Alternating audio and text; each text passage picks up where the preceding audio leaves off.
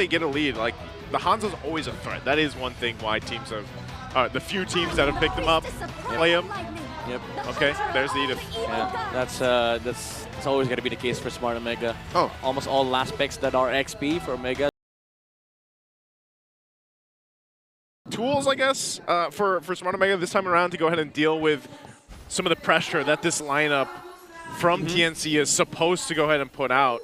And that might be enough to go ahead and help them maybe have a little bit of a better early game where they can contest some of those turtles early on or win some of those team fights. Yeah, I mean, they have solutions like to, the engages that TNC could just deal with in the early game. But that's also one of the hard truths that you have to accept. Whenever you're rocking a Purify and there's a Forest on the enemy side, you're always going to have a hard time against a Feathered Airstrike. And for TNC, every turtles that they take would be met with Feathered Airstrikes, poking Ukir, Chaknu, Jom, Andoryu, whoever wants to close in. I think the silver lining for the side of Smart Omega is that they have a Hanzo that could just use the ultimate and steal the turtle from TNC. Or that's like a big if. Or hunt down Lancy. You could also have Chaknu jump on a Lancy when the AOG is on, but you want another hard pill to swallow? What? Omega has very bad wave clear. Omega has very bad in-base defense. Yep. So if they miss out on the early game and they're trapped inside their base, it's so much worse. It's a harder fall. Like, it's a bigger risk compared to game number 1. Oh. I didn't expect that I was going to say that with Bakshiro on the field. Oh, with a flicker from Benny. Good flicker usage. He's better that he doesn't die there anyway, but they already got the information, so they might just go ahead and Dory might just go and take the buff. The turtle's up though, so they're going to probably trade, I guess, for this, and someone will just go along with that. Yep, it looks like that's a better choice. Yeah, Coil was ready for it. Coil was willing to do that, and let's see, he's looking like he's not going to spend his red. Oh, he did. So he gets the turtle. Benny doesn't have flicker this time. Is still going to be able to survive. Wow. Even and now Andoru gets punished. TNC gets everything out of that. I'm surprised Benny Cutie, even without the flicker, survived. Yeah, I don't know how he was able to get out of the Hanzo's reach, especially under the slow from Jom. But that was a losing trade for Smart Omega. He should have died. Should have died. The Granger should have been dead, and Jom would have been very, very happy right now. But at least he's not frowning, basically.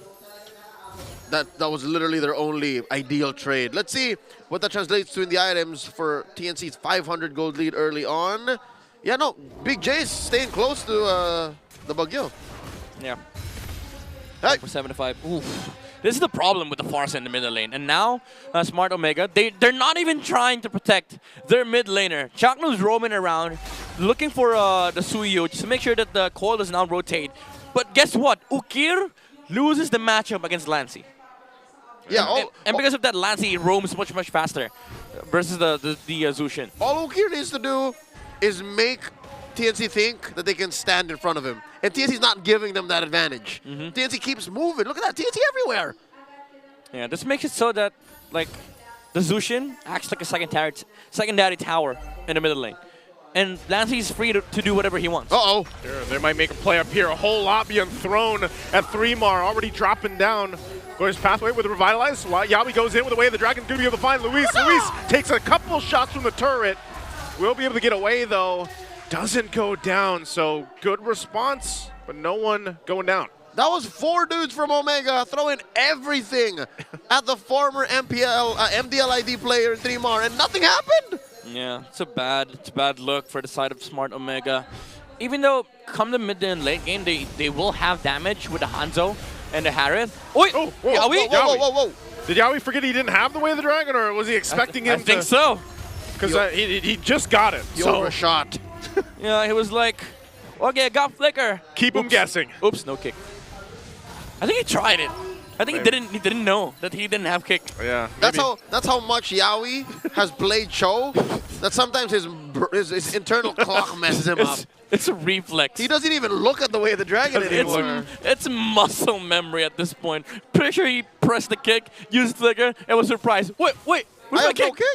All right, you know what? I would love to have seen the player cam when that happened, but it looks like TNC are landing on their feet as they go. Coil still making some calls. Lancy locked in as they attempt a kick here. Now he does! Now he's got the kick right in the arms of Coil. Okay, easy at pickoff. now in the mid lane. Andorio trying to go in. Coil's waiting patiently for him to go back, so Yawi's going to be gone. Coil waits, goes in with a cleanup. Will Soul Sever gets the double kill. Waited patiently for that one, and it paid off. What a snipe from Coil. Oh, Benny? And bottom lane, they're having a good time with Jom here taking out the tower, but Benny's not allowing Chagno to get away from scotch-free. It's really hard to bully Benny in the gold lane. I mean, that's just been the case. You know what? Man's is force and nature. M4 Grand Finals MVP. M4 champion, a veteran of almost 5 years in the MPL. Looking at the items right now, about 1,000 and change. So far, look at the damage. Ukir's making the most of this lane disadvantage. He's still at about 100 gold within Lancey. Yeah, but they're not able to utilize the Zushin, though. That's a one big factor as to why Omega's not been able to move around the map. Like the Zushin, the strength of the Zushin is that he's able to zone out heroes. But if you're getting zoned out, you're basically just a tower in the mid lane. Might as well put a different hero that clears much faster. At midnight, it comes along with the liability of being a tower. You can't move. Yeah, exactly. You're there. You're just posted up. I'm here. Sky Piercer now on Benny Cutie, so even Chagno has to think twice about pressuring Frederick Benedict Gonzalez. This is the final turtle spawning upper quarter. The jump! The kick! Goes in again. Jikundo will be able to find two, and Lewis can't even play. Now Andorio going to be able to spot them out. Turtle's going to go and reset for now. Andorio still in that backside. Yawi might be able to find him. But again, Yawi starts a fight, finds a pickoff, and Luis goes down the second time in the game, and that's the next turtle in the hands of TNC. Oh. Big J dropping that Zaman Force, stopping TNC from pushing on forward. Andorio with a Pinnacle Ninja clearing those bushes. Gentlemen, it seems like Omega, they want to fight, and they have a plan in mind. It's just, it takes too long to get off the ground. Yeah, no damage. They have to go through the revitalize from 3 more TZ, and the setups could not go out because, like, again, positioning from Mokita has always been weird. They have a re-engage with Chagno, but that's it. It's a re-engage too. So TNC, they have all the space in the world to execute their engages, especially with Yawi. Yep. And I'm surprised Yawi, with that 3-man knock-up, he decided to kick Lewis. And they just didn't want the Edith to play Edith today. Uh-oh. He could be in trouble here. He's going to be able to zone in. They already take out Yawi. The jump in from Chagno on the backside. Benny Cutie going to be focused on him. Revitalize already popped 2, and 3 more goes down. So now Smart Omega able to get a couple kills. But Yawi and 3 more are the trade for Chagno. All right, so there's one way Omega can actually compromise TNC's approach. They catch him off guard from an off angle. Yeah, it was not a team fight that TNC wanted to take, and they were forced to sort of answer against the aggression coming out from Smart Omega. Yawi was caught off in a very, very weird angle, and then Chagno re-engaged with the Avatar of the Guardian, making sure that the front line is not able to fight with all their reinforcements available. All right, and that translates to a little bit of a presence from Smart Omega. Bottom lane is get taken care of by Benny, and then mid, Andorio and Ukir might actually force out a response. They do. All this while, it was for Big J up top. 4 men present from Omega, forcing out a feathered airstrike. Already going for a kick, and now it's Chagno to go down. Yawi could be in trouble too. Andorio on the hunt. Going to be going in. Will be able to find Benny. Soul Snatch won't find anyone. Now the re-engage. They're still going to be going. 3 more gets the call. Coil's there to help him out. And Benny Cutie firing off from the back. Ukir's going to be the next target as he comes in. And Benny gets a double. So TNC fights back. Dude, Coil has been great in this series. Oh, Yawi. Yawi should. Oh, the stun! Oh, and he keeps him, and now they collapse down under the turret. Good stun there. Coming out from Lancey. Midnight, you were talking about Coil. Yeah, Coil has been amazing in the series. He's always standing in the back line. He's letting Andorio do the Hanzo thing, but he's always charging out the Blade Surge in the front lines. Andorio on Lancey. Soul Snatch has the damage. We'll be able to find Lancey. But again, an objective, a major one now in the hands of TNC as Lord is secured. TNC willing to sacrifice their mid laner, even committed a flicker to take Andorio away Yawi from gonna be in trouble. the Lord. Gets tossed up, gets out. Oh, danger even amongst all of that. So again, Lewis burns the flicker and they can't capitalize a kill. That was 4 dashes away for Yawi. He spent his whole kit. Ukir as well did not use the first skill. So was not able to lift up the Cho. Even though the Shunpo was there for the dodge, pretty sure could have still have lifted the Cho up. Maybe even killed the Yaoi off. But TNC now, oh, Retribution Recoil is looking for a target. Dude, look at this player. He's very confident, I'd say. You know, Very aggressive. Reminds me of Demon Kite. it's the second Demon second Coil. match. Demon Coil. Oh no, It's Demon Hours. it's demon hours right now. They're approaching 5K. The and they're gonna unknown start raider. popping these holy shields. The Lord will survive this engagement. Will maybe even get a chunk out of that tier 3 up top. Oh man, TNC are shrinking Omega's map. Dude, it happened. Omega have to defend inside their base. Oh my goodness. Dude, Coil, you have Demon Kite, the last raider. This is the Lost Raider. The Lost Raider. Lost Raider. The new K. He's very aggressive.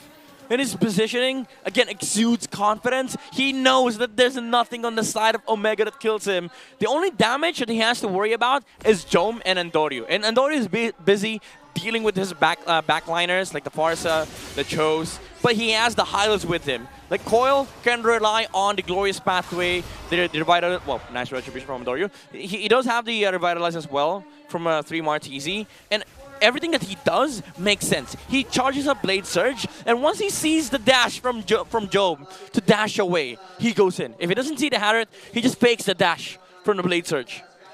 And this is just the jungler. We haven't even talked about Benny Cutie. Again, a couple of moments you could have sworn he was going to die. Here he is, still bulletproof.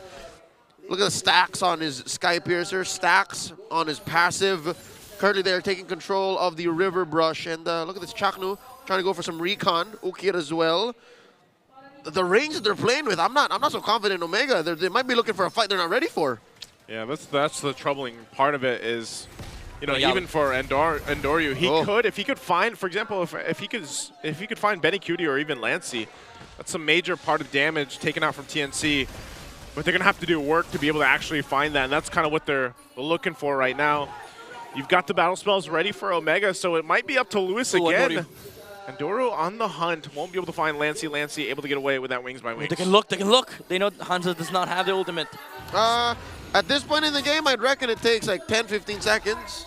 Yeah, I thought TNC was going to charge up, but they decided to go for the slow push. Oh, starting the Lord, though. Whoa, is this a blitz? He's blitzing the Lord here, but I don't know how fast they can get there. 3 more already joining the fight with the Glorious Pathway. Gonna be crunching down. Lancey looking for it. Luis gets the Lord, though, and Andoryu in trouble. Soul Snatch on him, but now he gets away. He goes down. Double for Benny Cutie already. They lost the Lord, but they're gonna go ahead and clean out these waves and possibly just push into the base right now. They still have 20+ seconds on Andoryu and Chaknu to come up. Oh, Lord spawning topside. Lord's gonna go top side. They might not be able to defend this. Oh no, what a gambit! TNC looking to take this base turret. They have a couple minions that are gonna be cleared out. So Omega will stay together for now. 10 seconds away for the full force to be up. Feathered Airstrike drop down. They're gonna clear out the Lord. Oh, Lancey. Oh, wait, what? Lancey's already gonna flicker out. Defensively, Ukir takes a lot of shots from Benny. But now they've got this Lord to work through. All right, TNC making the call. We'll take care of the Lord first, and then the rest follow. Coil pushing down bottom. I wonder what Omega's thinking, because you look at the map, you want to be aggressive, you have a Lord, but just the same, it's recovery mode. Your main artery in mid has been penetrated. You can't just be going around the map like this. To be fair, at least TNC did not get the Lord. And that was a good punish from Omega. Seeing Suyu was busy doing the slow push first. So Andoryu went straight ahead, ran straight to the Lord, and then decided to just burst the Lord, take the Lord away from TNC. At least you get to the later game. It didn't cost them much too. I mean, 2 bodies, sure, but they're not dead yet. Yeah. There is a fat wave down bottom that they have to take care of, but, you know, you win some, you lose some, and they didn't have to lose the turret. So Smart Omega still breathing. At this point, you got to wonder, what is Omega timers? Are we looking at a late game power spike here? Can they make a comeback through that? I'd say there's a chance, especially with the Harith and the Hanzo. Like, these 2 heroes are incredibly powerful in the late game. Their damage is something that you shouldn't underestimate. Like for TNC, Lancey, Benny Cutie, these 2 targets are primarily the targets of Andoryu here. But even then, you have to be worried about just the Suyu standing in the front lines, because Ukir, Chaknu, and Luis has not been able to handle Coil for the past, like, what, 6 to 8 minutes. And Coil is a threat regardless of whether he's fighting dudes or minions. He can literally just leave a chubby wave and then be a part of the fight 5 seconds later. So that's what he's been doing down bottom. Look at that. A lot of work that Jome and Andorio have to get to. And sure, these are extra gold XPs, but TNC understand that Omega's going to get him anyways. Yeah, this is also just a very kind of good look that we see from TNC where they're really just playing the disciplined game. They did this in game 1 too, even when they had a lead, and now they have a relatively bigger lead than what we saw in the previous one. Yawi's going to use that conceal. Not sure if he's going to be able to catch Ukir. He doesn't. So Glorious Pathway going to be dropped down too. Interesting. Coil will take a shot on the back now. Joim going to force the fight a little bit longer. And Doru as well. Soul Snatch right for 3 Marby. Party pops the Revitalize. He's able to find a multiple Jiku. No, as Lewis goes down. And once again, Yawi able to pull something from the tricks and the hats here. And Chaknu goes down as well. 2 down with Lord up. That's TNC's green light for the Lord.